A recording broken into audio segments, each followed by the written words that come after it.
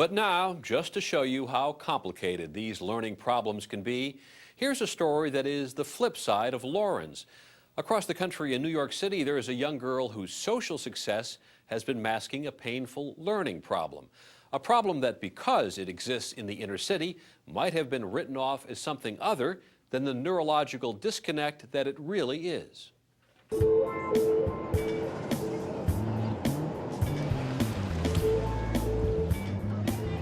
11-year-old Sarah Lee Harris has always had lots of friends. Some of my friends are Amber, Rashida, Shayna, Akima, Kimmy. Sarah Lee is the youngest of 4 children. Her mom has one simple goal for her children: a good, solid education. My oldest daughter, when she graduated from high school, she went to Queensborough College. My son graduated from high school. The twins graduate this year. I graduated from high school and went to college and business school. So, you know, it's important to get ahead in life. Sarah Lee keeps up the family tradition by attending the Children's Storefront School in Harlem, where at first she is a standout student. And to everybody who knows her, Sarah Lee is a leader, highly motivated and highly verbal.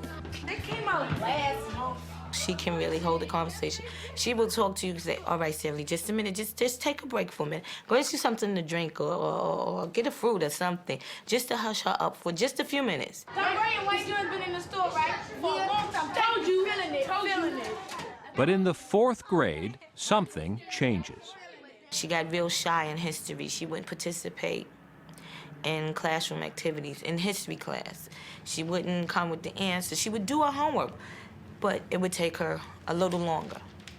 So she got tired of being slower in the work, and she kept saying, Mom, something is not right. Like, I couldn't understand. My comprehension wasn't well, and my vocabulary wasn't well, and my reading skills wasn't well.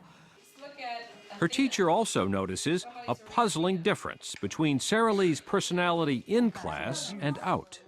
By nature, she's very, energetic and outgoing, social. But in class, a lot of times it's the opposite. She'll listen, and she's not a behavior issue, and she'll sort of look at you, focus right at you. But I always wonder, how much, she's really absorbing. To find out why Sarah Lee is suddenly tongue-tied in class, the school's resource teacher takes her to see speech and language specialist Donna Orloff. I'm going to read a sentence to you. Orloff starts by testing Sarah Lee's basic language skills. Look at some pictures, and you can start up here at A. Lion, horse, mouse. She has very good language for single words. She knows a lot of labels, a lot of nouns. And she uses them, and she understands them. But there were other words that were associated, not the direct label, but associated with the pictures, and that posed difficulty for her. Perfect. Point 2, swine.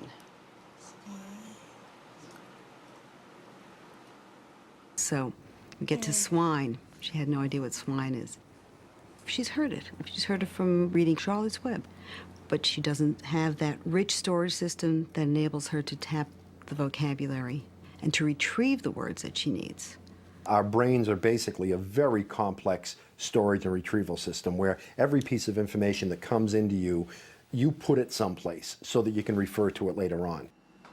If you see a St. Bernard walking down the street, your retrieval system goes to your storage system, pulls out all of the note cards that it has on dogs, goes through it till it finds St. Bernard and says, oh, look, there's a St. Bernard. All this happens in a millisecond. And then you take that card and put it back where it belongs so when you need it next time, you can find it. Leather. The problem with these kids is that the storage and retrieval systems are very complicated and generally very confused. Stitches. So they will go and take the card out and then put it back in the wrong place. That ability to make mental connections, to go from one file drawer to the next, also affects the way kids think abstractly. A student talking about a trip says, it's still up in the air. Probably he's talking about the trip going around the world. This is the child who only sees the picture of the pig is the pig, the picture of the train is the train. If it's up in the air, he's got to be on an airplane. Language is never that one-to-one, rigid, concrete correlation. It's much richer and much more demanding, particularly when you get to 4th grade. That's when it starts. I'm not surprised in Sara Lee's case that things began to unravel at 3rd and 4th grade. If Sara Lee is a bright child, she was probably able to fake her way through 1st and 2nd grade. You can fake your way through. That's it? You listen to your friends talk about the story they've read, and then you use those answers when the teacher asks you the questions. Do you swear by Zeus? But around 3rd or 4th grade is when you begin to deal with expressive language problems. In other words, the language is there, I don't know it. but it's almost locked away. The language is inside the brain. They have an inner language. They know what they want to say, and they just can't express it. They can't get the words out. To make a paragraph that matches the picture. Like sometimes when I'm in a class and my teacher, she asks us, like, what's the answer? And I raise my hand and I'll know the answer, but then when I say it, it won't come out the way I was thinking of it. What about the way Homer used the gun in that episode? What do you think that they were trying to say, Sara Lee? He used the gun to shoot places instead of shooting people. Okay, my question. When you think about it, you thinking in your head, I didn't want to say that. Did he use it for what it was really intended for? Sometimes it's a little embarrassing because people, they'll laugh and mumble under their breath, that's the wrong You have answer. all of that information. That's embarrassing. That you are not a criminal before you get a gun. Now we're talking Sara about Lee real masters the language of TV shows and commercials and the playground, but she locks up when confronted by the more fully dimensional language encountered in books and in the classroom. Experts say she has expressive language deficiency. She understands well, but she has trouble explaining what she knows. The expert strategy, a full immersion language treatment. She needs a lot of practice talking in complete sentences, talking on a more literate level of things, really talking about issues. What was Clinton's position in the article that you took your notes We want to build these muscles, these expressive language muscles, because one of the best ways to learn to talk right is to have plenty of practice. It's almost like working out for a sport, and she has to do that. She needs a verbal workout.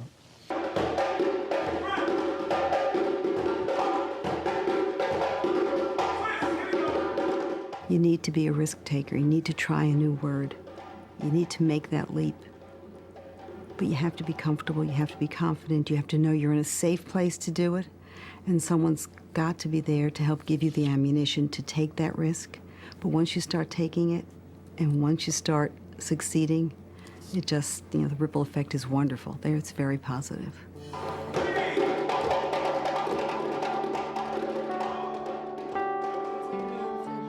So the prescription for Sara Lee is a kind of immersion therapy, almost like learning a foreign language. There will be flashcard drills, practice conversations, lots of reading, and new vocabulary words over and over and over.